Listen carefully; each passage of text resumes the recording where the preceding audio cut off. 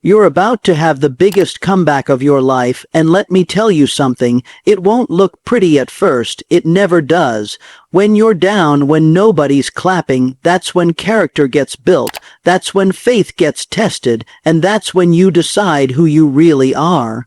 You didn't come this far just to break. No, sir, you came this far to rise, to stand back up with scars and still move forward. Hard times aren't sent to destroy you. They're sent to prepare you, to shape you, to teach you discipline and gratitude.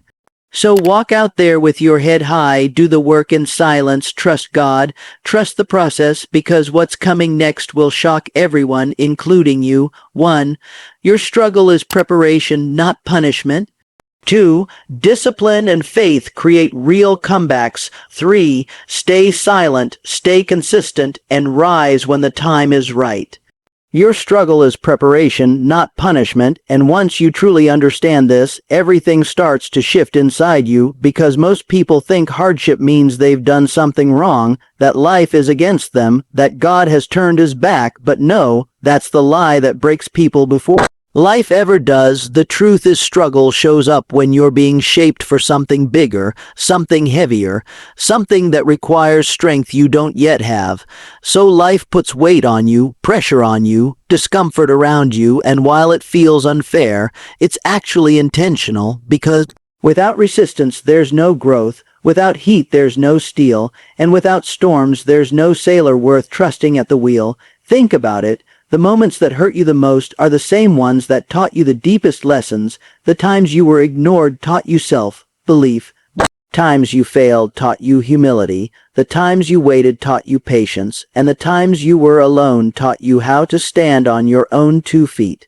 Yet when we're in the middle of it, we complain, we question, we beg for it to stop, not realizing that stopping it too soon would rob us of very strength we're praying for. See, preparation never feels good, training never feels comfortable, and growth is rarely loud or celebrated.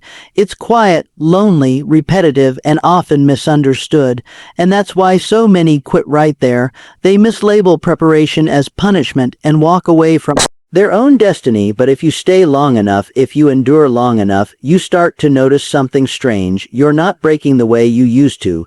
Things that once shook you now barely move you. Words that once crushed you now slide off. Problems that once paralyzed you now push you into action. That's preparation working. That's life upgrading your inner system, even when your outer world looks the same. And here's the part most people miss.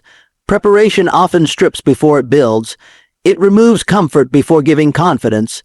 It removes certainty before giving wisdom. It removes applause before giving purpose. So you may lose friends, opportunities, money, time, or direction for a while, and it feels like loss, but really it's alignment. It's clearing space for what actually fits who you're becoming, because old versions of you can't handle new levels, and life knows that. So it presses you until the weak habits fall off, the lazy thinking gets exposed, the ego gets humbled, and the discipline gets sharpened. And yes, it hurts, it's supposed to. Growth that doesn't hurt usually doesn't last, and while you're asking why me, life is answering because you can handle it. Because you're capable of more, because there's a future version of you that needs this exact experience to survive what's coming next.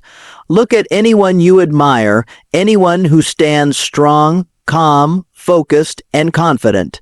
And if you listen closely, you'll hear a story full of setbacks, rejection, embarrassment, and long seasons of uncertainty. They didn't skip the struggle, they went through it. They let it teach them, mold them, humble them, and strengthen them. And that's why they carry themselves differently now. That's why they don't panic when things go wrong. That's why they don't beg for validation. That's why they don't quit when it gets hard, because struggle trained them, prepared them, and gave them an inner foundation no applause could ever build. So when you're tired, frustrated, and questioning your path, remind yourself, this isn't punishment, this is preparation, this Is life saying slow down, pay attention, build character, build discipline, build faith? Because what you're asking for requires more than talent. It requires resilience, wisdom, patience, and courage, and those traits are only earned through experience, not comfort, and one day, maybe not today, maybe not tomorrow, but one day you'll look back at this season and realize it wasn't meant to break you. It was meant to build you. It wasn't meant to stop you. It was meant to shape you. And the pain you once resented will become the proof you survived, the strength you didn't know you had, and the reason you walk differently into the future, calmer, stronger, more grounded, knowing deep down that if you made it through that, you can make it through anything, because preparation doesn't announce itself. It just works quietly, relentlessly, turning ordinary people into unshakable ones. Discipline and faith create real comebacks, not luck, not motivation, not applause, because motivation fades the moment things get hard, but discipline stays when feelings disappear, and faith holds you steady when the road makes no sense, and together they form a backbone strong enough to carry you through failure, doubt, and delay. See, everyone loves the idea of a comeback, but very few love the process that creates it, because real comebacks are built in silence, early mornings, late nights, repeated effort, and uncomfortable obedience to a vision you can't yet prove. Discipline is choosing what you said you wanted long after the mood has left. It's showing up when you're tired, staying focused when you're bored, and doing the small things right when no one is watching. And faith is trusting that those small things matter even when results are invisible. It's believing that consistency compounds, that seeds grow underground before they ever break the surface, and that just because you don't see progress doesn't mean progress isn't happening. And when discipline and faith work together, something powerful happens inside you. You stop needing external validation. You stop chasing quick wins, and you stop quitting at the first sign of resistance, because discipline gives you structure and faith gives you meaning. Discipline tells you what to do today. Faith reminds you why it's worth doing at all. Without discipline, faith becomes wishful thinking, and without faith, discipline becomes empty routine, but together they create alignment between action and belief, and that alignment is what turns ordinary effort into extraordinary results. Think about it. The strongest people you know aren't the loudest or the flashiest. They're steady, grounded, and consistent. They don't panic when things go wrong. They don't rush the process, and they don't crumble under pressure, because discipline trained their habits and faith trained their mindset. They learned to control what they could and trust what they couldn't, and that's a rare skill in a world addicted to instant results. Discipline teaches you to delay gratification, to say no now so you can say yes later, to sacrifice comfort for growth. And faith teaches you patience, humility, and surrender, reminding you that some battles aren't won by force but by endurance, by staying the course when quitting would be easier. And this is where real comebacks are born, not in dramatic moments, but in quiet decisions repeated daily, choosing to pray when you're discouraged, choosing to work when you're unmotivated, choosing to stay honest when shortcuts are tempting, choosing to keep your word to yourself even when no one else is holding you accountable. Those choices don't look heroic, but they stack up day after day, forming character, sharpening focus, and strengthening resolve. And over time, that inner work starts to show on the outside. Opportunities appear, confidence grows. Clarity sharpens, and suddenly people think you got lucky. They see the breakthrough, but not the discipline behind it. They see the result, but not the faith that carried you through uncertainty. And that's okay, because real comebacks aren't about proving people wrong. They're about proving yourself right. Proving that you can be trusted with responsibility, with success, with influence, because discipline prepares you to handle success without losing yourself. And faith keeps you grounded when success arrives, reminding you where your strength truly comes from. And make no mistake, There will be days when discipline feels heavy and faith feels thin, days when progress is slow and doubts are loud, days when quitting whispers sweet excuses in your ear. But those are the days that matter most, because showing up on those days rewires your identity. It tells your mind that you're not ruled by feelings, that you're not controlled by circumstances, and that you can move forward even when everything inside you says stop. And faith steps in right there, not always removing the fear, but giving you the courage to act anyway, reminding you that growth often requires walking before you can see the path, trusting before you can understand, and believing before you can prove. And that kind of faith isn't blind. It's built through experience, through seeing yourself survive things you once thought would break you, through watching discipline slowly turn chaos into order, weakness into strength, and doubt into clarity. And as discipline and faith deepen, your standards change. You stop negotiating with your lower self.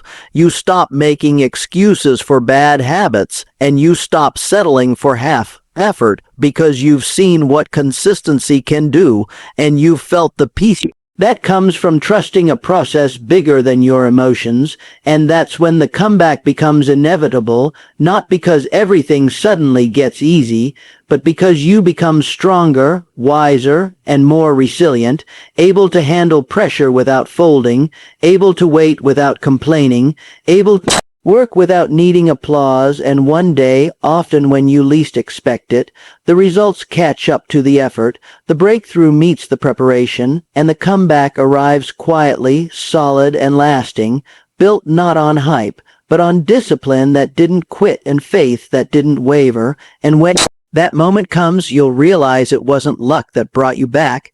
It was the daily choice to stay disciplined and the unwavering decision to keep believing when nothing made sense. And that's what makes it real, unshakable, and yours to keep. Stay silent, stay consistent, and rise when the time is right, because real growth doesn't announce itself. It happens quietly while the world is busy making noise, and most people never learn this. They talk too much about plans they haven't earned yet. They seek validation before results. They explain themselves to people who aren't invested, and in doing so, they leak energy, focus, and momentum. Silence isn't weakness. It's strategy. It's choosing to protect your vision from doubt, criticism, and premature judgment. Because not everyone needs to understand what you're building, and not everyone deserves access to your process. When you stay silent, you give yourself space to think clearly, to work deeply, and to move without pressure. You stop performing and start becoming, and that shift changes everything. Consistency then becomes your language, your proof, your reputation. Because words fade but actions compound, showing up every day, even when you're tired, bored, or discouraged, doing the work when it's repetitive and unrewarded, that's where power is built. Consistency isn't glamorous, it doesn't trend, it doesn't get applause, but it wins, because small efforts done daily outperform big efforts done occasionally. And while others chase motivation, you rely on routine. While others wait for perfect conditions, you move in imperfect ones. And over time, that quiet persistence starts to separate you from the crowd, not overnight, not dramatically, but steadily, like water carving stone. And here's the hard truth: consistency often feels thankless. You'll wonder if anyone notices, if anything is changing, if it's even worth it.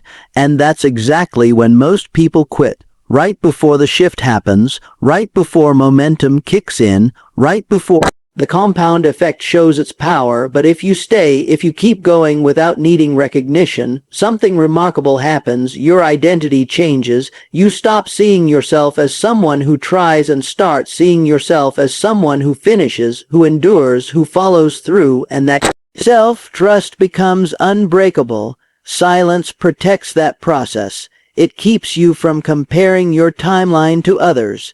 It keeps you from reacting emotionally to outside opinions, and it keeps your focus inward, where real control lives. Because when you're loud, you're reactive, but when you're silent, you're intentional. And rising at the right time is about patience, timing, and wisdom, not rushing to prove anything, not forcing outcomes before you're ready, understanding that being early can be just as dangerous as being late, because success you're not prepared for can crush you faster than failure ever could. So you build quietly, you strengthen your skills, your mindset, your discipline, your resilience, and you let time do its work. And while others burn out chasing attention, you're sharpening your edge. While others argue online, you're improving offline. While others flex borrowed confidence, you're building real competence. And that's why when the moment comes, you won't need to announce yourself. Your work will speak, your presence will carry weight, your calm will command respect, because you've earned it. And rising doesn't always look like sudden fame or loud victory. Sometimes it looks like inner peace, financial stability, emotional control, or quiet confidence, and those wins last longer than any applause. Staying silent also teaches humility. It reminds you that you're always a student, always learning, always refining, and consistency teaches discipline. It trains your mind to keep going when feelings fade, and together they prepare you for the rise, because the rise isn't just about reaching a level.